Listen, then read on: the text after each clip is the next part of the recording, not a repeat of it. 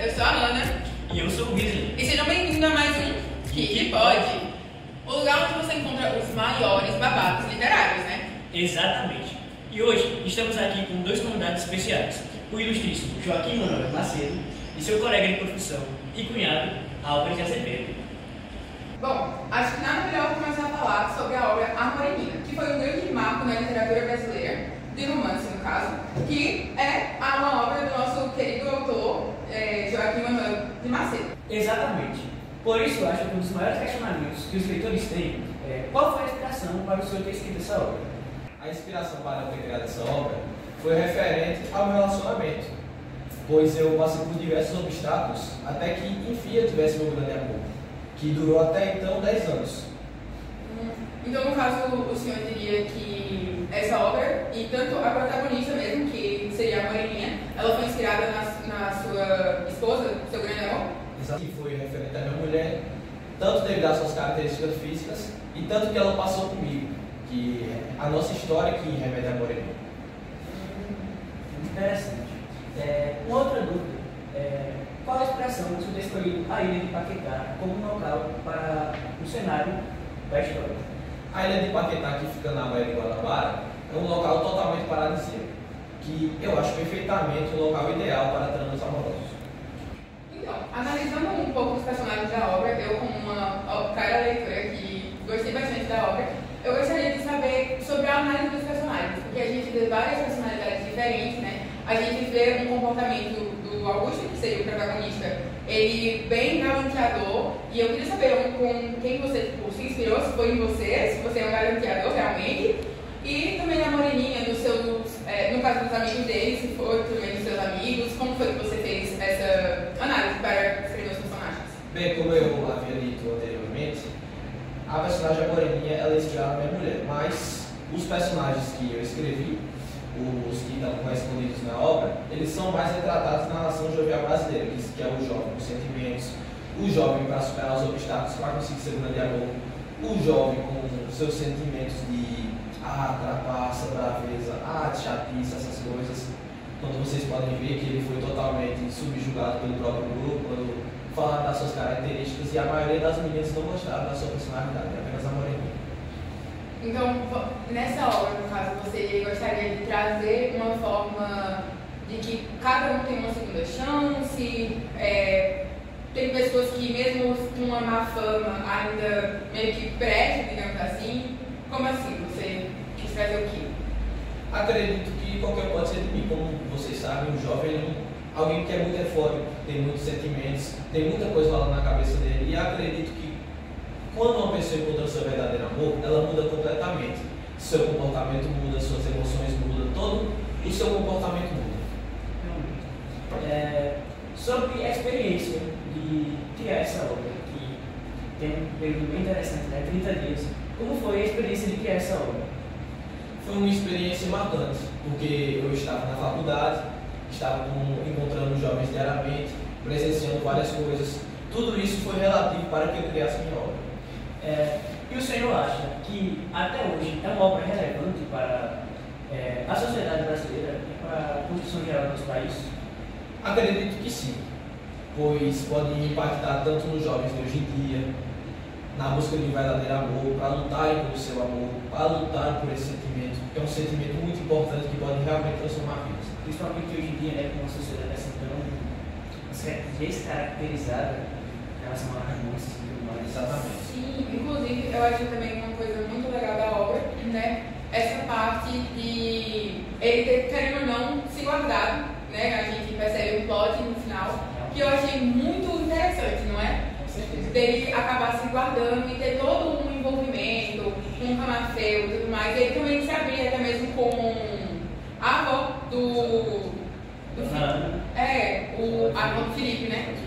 Exatamente. E aí eu gostaria de saber também, né, como é para você ter, querendo ou não, aberto essa porta, né? Querendo ou não, do romance, porque foi um marco na literatura brasileira, que foi considerado um dos primeiros romances sem ter prosa, essas coisas, que foi totalmente ao contrário da geração do nosso querido Álvaro de Azevedo, né? Que participou da terceira geração do romantismo. Então, seria muito interessante, eu querer mas eu queria saber, né, de você, como é esse sentimento de, tipo, você ter uma obra que foi um marco literário na história do Brasil, querendo ou não? É um sentimento muito bom, porque eu consegui retratar a primeira geração do romantismo, que fala sobre o idealismo, que é o herói, que ele luta por diversos obstáculos, ele ultrapassa diversos obstáculos para conseguir ser o verdadeiro amor. Muito legal. Agora, eu acho, né, que a gente tem que fazer uma pergunta para o senhor Álvares de Azevedo, né? Com certeza. Acho que ele está muito calado. E eu acho que eu tenho uma pergunta que eu acho que todo mundo tem essa pergunta, gente. Porque nós descobrimos que eles meio que são cunhados, porque o senhor Joaquim Manuel casou com a prima do senhor Álvares de Azevedo. Eu queria saber como é que você se sente, assim, né, de primeiramente ter ele na família, desse romance aí eu queria saber se você também era próximo da sua prima pra ficar com ciúme, alguma coisa assim. Conta aí pra gente. Sim, apesar de tudo, eu sempre fico um pouco com meu ciúme, porque apesar de ser alguém da minha família, né, mas eu fico lisonjeado por ter um escritor brasileiro que fez um grande marco no nosso teatro brasileiro. Nossa, muito bom saber que tem esse companheirismo, né, querendo ou não, entre família e tem um apoio, né? E, inclusive, eu acho que agora está na hora da gente entrar para mais um quadro do Que Pode, que é o Que Correntes, onde a gente vai falar mais sobre essa corrente literária, né? Sobre essa obra que, gente, vai estar incrível nas mãos da nossa querida senhorita Ágata. Simbora! E sejam bem-vindos ao Que Corrente, o quadro do Que Pode, onde exploramos as correntes literárias que deixaram a sua marca na história. E no quadro de hoje vamos falar um pouquinho sobre o romantismo. O romantismo se desenvolveu no final do século XVIII, lá no comecinho do século XIX. Na Europa era um contexto de pós-revolução francesa, já que no Brasil era um contexto de pós-independência. O romantismo é basicamente a arte da burguesia. Isso porque, quando os burgueses começavam a ascender, eles queriam uma arte que fosse seu porta-voz. Nesse momento, o ser humano começa a ser mais valorizado. Eles vão valorizar muito a subjetividade, a emoção, a fuga da realidade, o escapismo. Vão valorizar também a morte, a idealização amorosa, entre outros muitos fatores. Bem, muito obrigada, senhorita Ágata, por todas essas informações que com certeza edificou muito nossos leitores. Mas agora a gente vai saber um pouquinho mais sobre algumas cenas dos livros. Exatamente. E uma das cenas mais clássicas da obra, que introduz o leitor ao contexto, é a cena da aposta. Você poderia falar um pouco mais sobre essa cena para a gente? Então, referente à cena da aposta, é um grupo de amigos e estudantes de medicina que vieram para uma ilha, que também tem 4 garotas, aí fizeram uma aposta que o Augusto não poderia se manter tanto tempo apaixonado, de 15 dias a um mês. Caso contrário, ele teria que criar um livro. Nossa, bem interessante essa cena. Mas então, para algumas pessoas que estão meio perdidas, vamos contextualizar e passar essa cena aqui pra gente? Bora aposta! Tu perdeu feio, hein? Eu perdi. Ai, ai.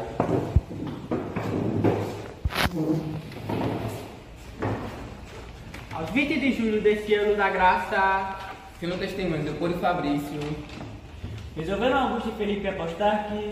se até o dia 20 de agosto Augusto permanecer apaixonado pela mesma menina durante 15 dias ou mais, será obrigado a... e se tal acontecimento confesse, Caso contrário, pelo sofrer lá por você. apostado!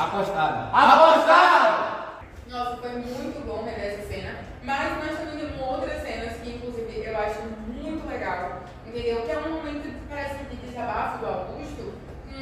A dona Ana, tá certo? Me conta mais um pouco, assim. Bem, ele estava com um sentimento de amor não realizado, estava amargurado. Aí ele preferiu pedir conselhos para uma pessoa mais experiente, mais velha, que realmente já viveu muito tempo. Ele estava abalado, estava desconcentrado, não sabia o que fazer, estava com um sentimento lá no alto. Aí queria verdadeiramente saber uma resposta. Mas essa cena aqui tem um plot, né? Um pouquinho da revelação do Augusto, que nós também vamos rever pra gente mostrar. A gente não vai falar, mas a gente vai mostrar qual é esse meio que plot, essa revelação que ele faz pra dona Ana.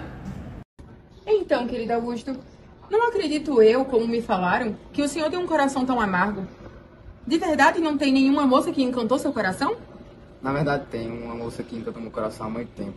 Por isso eu sou fiel a ela e inconstante com as outras. Nossa, que sortuda moça. Mas quem seria essa bela moça? Também queria saber, para lhe dizer, uma moça na qual tem um cadastro há muito tempo. E comigo só carrega um pequeno broche. Oh, que bela, linda história de amor. Realmente você é diferente do que me falaram. Estava certa em acreditar nos meus instintos. Emocionante. Agora, a cena principal do filme, né, que é a cena do plot twist que a gente viu. Ele conversando com a dona aqui sobre o Camafeu. E essa cena do Camafeu, com ele e a Carolina, você pode falar um pouco mais sobre?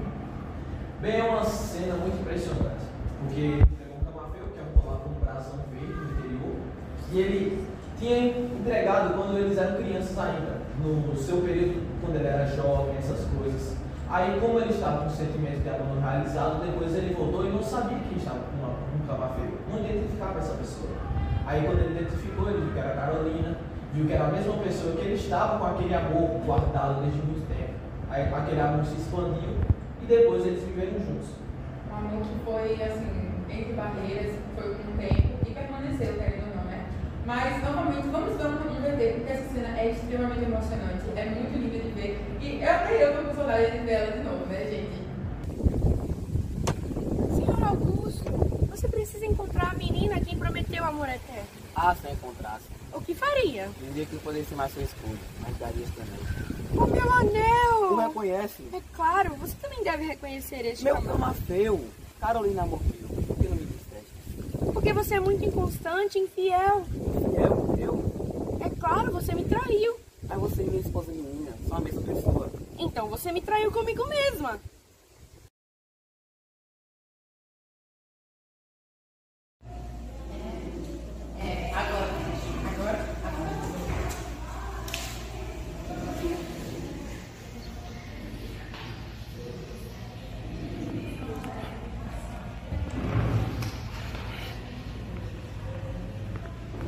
Aqui tá seu café, doutor Augusto. Queimou o copo, doutor Augusto? Ouvi falar que jovens românticos têm lábios de fogo. O senhor demorou, senhor Augusto. Eu estou tentando apenas adiar o perigo. Perigo aqui. Vejo que seus olhos de aço podem ver até os anjos. Para ele, não há, não houve e não haverá nenhum romance que dure mais de 3 dias. Bom, chegamos no final de mais um Que Pode. Infelizmente só temos um episódio por semana, mas eu acredito que esse aqui tenha sido incrível, porque tivemos convidados simplesmente incríveis, especiais, né, que trouxeram uma grande dinâmica, vamos ser bem sinceros, e que realmente falaram, tirou todas as nossas dúvidas, né? Com certeza. Inclusive, eu quero agradecer a presença de vocês aqui hoje. Muito obrigado e até a próxima.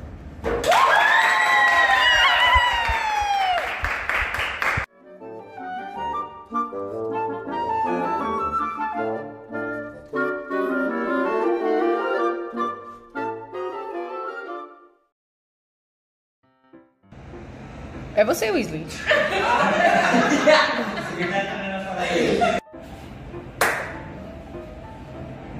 Calma, que deu branco. Calma, eu pensei que era silencioso. Pode deixar, pode. Não, como assim? A gente tava falando. Calma aí, tem que. Calma, gente. De verdade? Nunca teve nenhuma outra. Exatamente. Por isso eu acho que uma das maiores dúvidas de todos os leitores é.